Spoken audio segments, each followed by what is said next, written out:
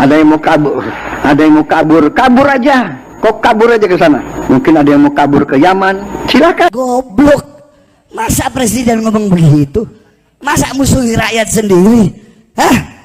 Mestinya kau bersyukur, berterima kasih, bangga kepada keturunan Yaman di negeri ini, saudara.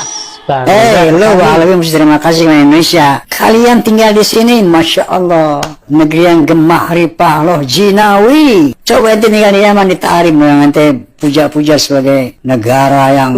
Rizik Syihab nih sejak 2004 dan terakhir 2012 saya mengasingkan diri, tidak menghadiri majelis-majelis yang selama sekian tahun saya kelilingi, saya hadiri dengan istiqomah, berharap surga. Ternyata semakin kesini, saya merasa bahwa surga itu bukan hak saya untuk meminta dimasukkan. Surga itu adalah hak Allah yang menciptakan untuk memilih siapa saja yang menurut Allah berhak untuk masuk ke dalam surga.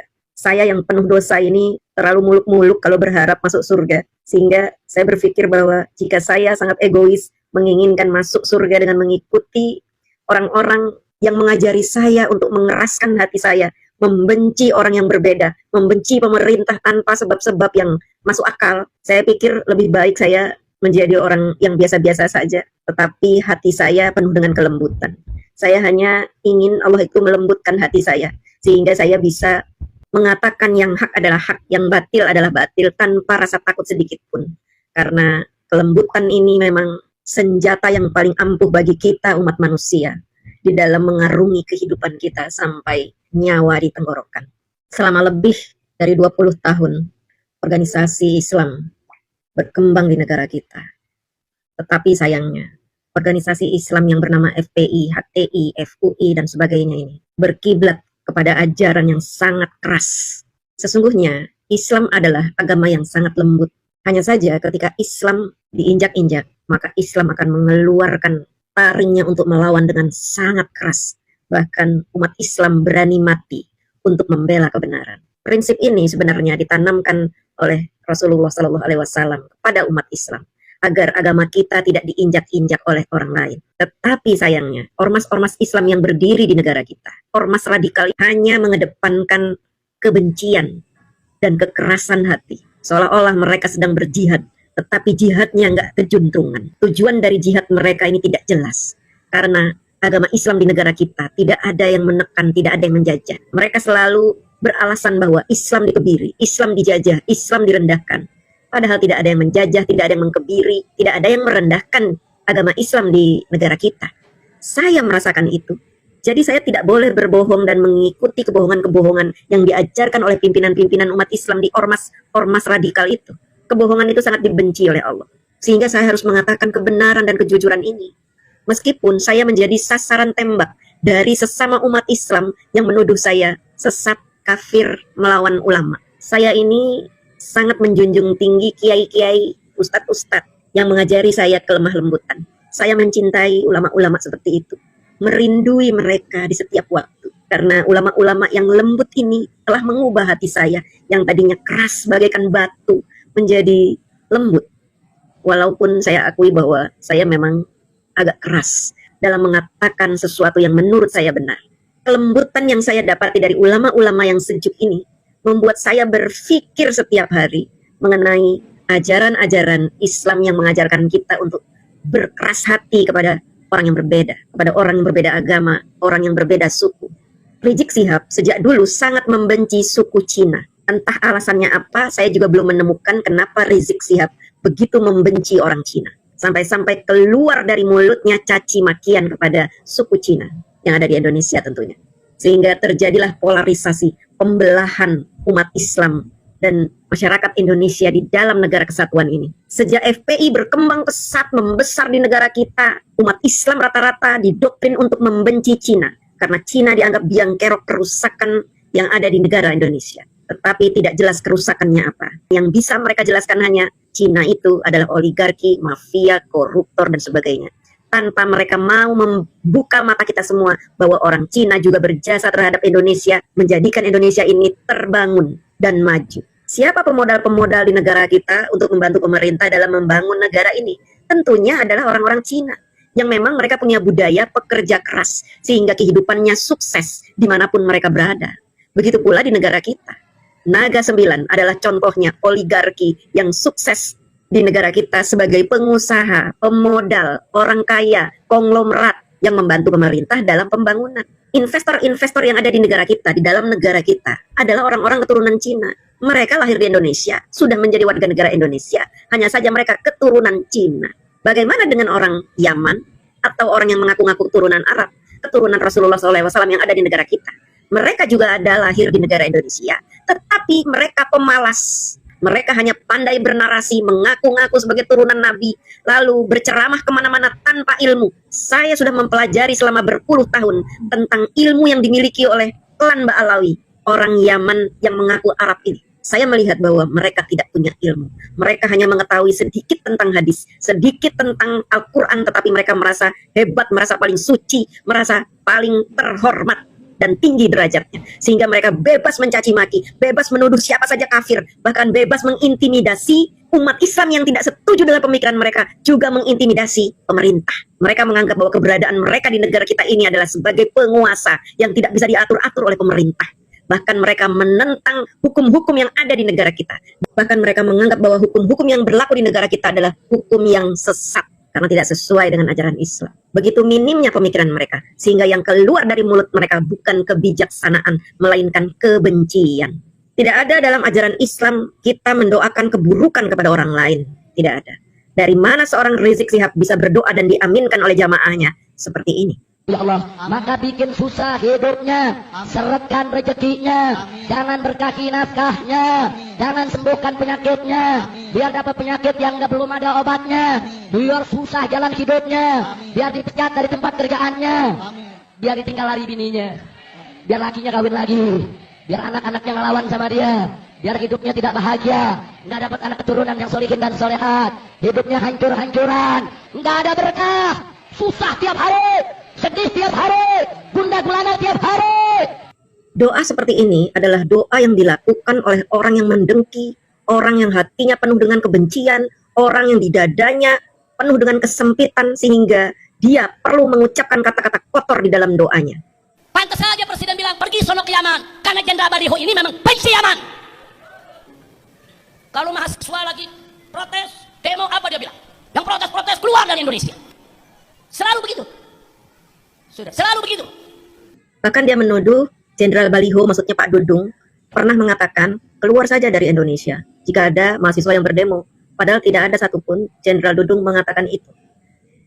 Artinya, orang ini adalah pembohong. Alhamdulillah 1,5 tahun mimpin, Presiden yang baru ini nggak pernah mengucapkan itu. Alhamdulillah. Minggu kemarin dia ketemu tuh sama menteri segala urusan zaman dulu. Ngobrol semeja, minta nasihat. Habis dapat nasihat, si pemimpin langsung ngomong, mau apa tuh protes-protes Indonesia gelap? Kabur aja sono ke Yaman. Gara-gara apa tuh? Punya teman jelek, sudah. 1,5 tahun Presiden kita nggak pernah ngomong begitu. Kenapa hari ini dia mengatakan begitu? Ngobrolnya sama provokator. Padahal dialah seorang provokator ulung, sampai-sampai negara kita dibuat gaduh di pemerintahan Bapak Joko Widodo periode pertama. Sampai muncul yang namanya gerakan 212, 313, 411. Apa yang dia buat ketika itu telah merugikan negara kita triliunan. Tetapi dia mengatakan hal sebaliknya. Seolah-olah seorang jenderal yang tugasnya memang mengamankan negara ini dianggap provokator. Dia lupa bahwa tugas jenderal, tugas pemerintah adalah menjaga Indonesia dari kemiskinan, dari huru-hara, dari kesengsaraan, dari penjajahan. Seolah-olah dia ini lebih hebat dari pemerintah. Sehingga ketika pemerintah menjalankan tugas-tugasnya, dia anggap provokator. Seharusnya yang boleh dianggap provokator adalah orang-orang yang berada di luar pemerintahan, yang ingin mengganggu pemerintahan, mengganggu stabilitas nasional, mengadu domba, memecah belah, dan membuat kegaduhan. Minta nasihatnya sama orang jelek. Dulu kan yang bicara begitu bukan Presiden, ada menteri segala urusan, tahu kan? Tahu kan? Dipanggil lagi, ditemuin, diajak ngobrol, ada apa? Nular, saudara, minta nasihat dari orang bejat akan dapat nasihat yang bejat. Maka itu saya tanya, apa kata Nabi tadi, saudara? Berpengaruh gak kawan? Berpengaruh gak menteri? Berpengaruh. 1,5 tahun, Presiden kita nggak pernah ngomong begitu. Nggak pernah. Berkawan dengan penjual minyak wangi, kita akan ketularan wangi. Berkawan dengan provokator seperti dia, maka kita akan ketularan menjadi provokator. Berkawan dengan orang-orang yang mulutnya kasar seperti dia, maka kita akan bermulut kasar, berkata keji. Kemarin kau tuh ngomong, yang bilang Indonesia buram itu siapa tuh? Indonesia netral. Kalau nggak suka Indonesia buram, sono kabur. Nah, kalau yang dulu maunya kabur keluar Indonesia, ini malah nambah kabur ke Yaman. Tahu dosa Yaman apa sama dia? Pakai nyebut-nyebut Yaman, ada apa? Dia mulai mengakui sebagai turunan Yaman. Tersinggung ketika Yaman disebut-sebut. Mulai mengaku. Artinya dia bukan keturunan Rasulullah Sallallahu Alaihi Wasallam. Keturunan Rasulullah Sallallahu Alaihi Wasallam tidak ada yang berasal dari Yaman. Kita semua sudah tahu. Artinya selama ini kita dibodoh-bodohi oleh dia. Kita dikibulin oleh kata-katanya. Kita dipecah belah. Isi kepala kita dicuci oleh kata-katanya. Bahwa kita harus tunduk patuh hormat kepada mereka. Yang mengaku turunan Arab, ternyata turunan Yaman. Mujahidin sampah, saudara. Mereka mengaku-ngaku sebagai mujahidin, saudara. Mujahidin sampah, saudara. Nanti kita lihat hasil mubahalah dia. Sumpah laknat yang dia ikrarkan. Hancur sehancur-hancurnya. Lihat, hari ini sudah ada orang yang ngebully dia habis-habisan. Bukan cuma PIJ. Mantan mukibin-mukibinnya sudah berani buat video, sudah berani mengomentari, sudah berani mengoreksi. Kenapa kita berani? Karena kita dibilang iblis. Kalau ada yang berani ngoreksi si Rizik, ngoreksi si Nopel, ngoreksi Habib, gue pengen lihat apakah kita iblis atau gimana. Kan gue penasaran orangnya. Yang mengkritik Habib itu iblis, yang mengkritik Habib itu komunis, PKI. Nah, kita lihat. Macam kita nggak tahu aja PKI siapa. PKI juga datuk kalian. Nah, kita lihat aja nanti apakah saya duluan atau si Rizik duluan. Kalau saya belakangan setelah si Rizik mati, ya tentu saya bisa melihat bagaimana di akhir hayat daripada si Imam Cebol ini. Saya penasaran sekali. Nah, mubahalah, mencaci, menghasut, berapa banyak orang yang kehilangan nyawa gara-gara dia, walaupun dia gadang-gadangkan sebagai laskar dia. Mudah-mudahan kita semua dalam keadaan sehat walafiat, diberi kesempatan untuk melihat si Cebol Rizik bagaimana ketika dia mati, ketika dia bermubahalah dengan Gus Dur. Nah, siapapun yang salah akan mati dalam keadaan terhina. Karena Gus Dur udah meninggal dalam keadaan terhormat, yang kuburannya diziarahi orang. Sepertinya si Rizik nggak akan diziarahi sama Mukibin, karena sebentar lagi Mukibin bakal sadar.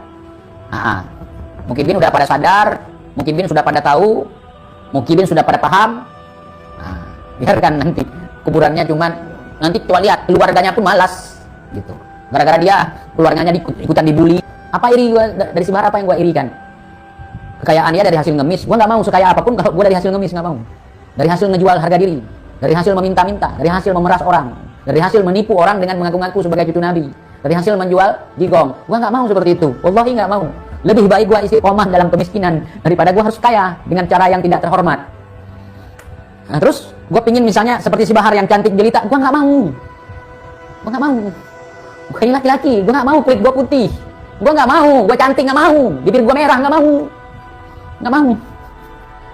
Wallahi nggak mau. Nggak mau. Apalagi seperti Rizik. Nggak mau. Tapi kan banyak anak buah, banyak ibin, nggak mau. Saya nggak suka hidup memperbudak orang lain. Nggak suka. Jangankan orang yang saya suruh, orang yang saya gaji pun, saya segan nyuruhnya. Mereka kerja dengan saya. Gaji kita bayar. Setiap kali saya ingin menyuruh mereka, apalagi yang usianya lanjut, lebih tua dari saya, lebih tua dari bapak saya sungkan. Kita butuh tenaga dia butuh jasa, butuh uang dari kita. Saling menghargai aja. Kadang-kadang kita lihat dia kelelahan, kecapean, kita mau minta tolong untuk diangkat ini, nggak tega saya, saudara. Apalagi kita nyuruh orang, nggak kita gaji, dia yang gaji kita, dia yang ngasih makan kita, dia yang beli popok anak kita, dia yang bayarin kita di hotel sama istri. Malu kita hidup seperti itu. Benalu, menyusahkan orang. Modal, ngaku-ngaku sebagai cucu Nabi, ya, nakut-nakutin orang bodoh, nakut-nakutin budak, nakut-nakutin mukibin dengan garomah palsu, dengan surga bohongan, dengan datu. Siapa datu ente? Sekarang udah balik lagi cerita. Dulu gadang-gadang kan karomah. Sekarang mereka memang licik mereka. Sekarang bahasanya, wali kalau yang asli itu tidak pamer karomah, sudah deh. Tidak ngomongin karomah, sudah deh. Kemarin gua bilang gitu. Sekarang balik lagi ceramah. Untuk mendapatkan kibin yang sudah kabur, yang sudah sadar, yang sudah tumbuh otaknya. Ya makin stres mereka, makin stres. Air keramat mulai nggak laku. Amplop mulai tidak lagi bertebaran. Ceramah di media sosial dibully. Yang bully bukan PKI, pecinta kiai. Nah, mau ngaku datuknya sebagai pahlawan, nggak ada yang bisa ditonjolkan karena memang nggak ada. Mau dibajak, mau dibegal datuk orang, nggak bisa. Mau dibegal makam datuk orang, nggak bisa. Apa yang mau kalian tunjukkan? Cuman hanya orang-orang yang mengingkari terangnya cahaya matahari di siang bolong, yang menafikan, yang mengingkari nasab kami. Matahari di siang bolong, nggak ada yang komplain, nggak ada yang mengingkari. Itu nggak tepat contohnya. Terus nasab kalian ada yang mengingkari, berarti nggak terang dong, nggak jelas dong. Kalau jelas nggak mungkin ada yang mengingkari. Kira-kira ada nggak yang mengingkari cahaya matahari di siang bolong? Ada nggak? Nggak ada. Bahkan orang buta sekalipun mereka tidak akan mengingkari matahari yang terang di siang bolong. Kenapa? Panas. Mereka berteduh di bawah pohon, berteduh di tempat yang adem. Artinya mereka mengakui walaupun tidak bisa melihat. Ini kita buka mata lebar-lebar, nggak jelas juga. Kita buka telinga lebar-lebar, nggak jelas juga. Kita buka otak kita cerna. Kita buka hati kita cerna, nggak kita temukan. Yang ada hanya doktrin sampah. Yang ada kata-kata yang sangat tidak nyambung. Yang ada premingan murahan. Jangan menghina Kibin, jangan. Kibin orang-orang tidak berdosa. Kenapa? Karena mereka tidak diberikan akal. Jadi kita tidak boleh menghina mereka. Lu udah tua makin stres, betul sekali. Namanya juga rijik, Bang. Bukan cuma stres, bentar lagi gila dia. Gila, stroke,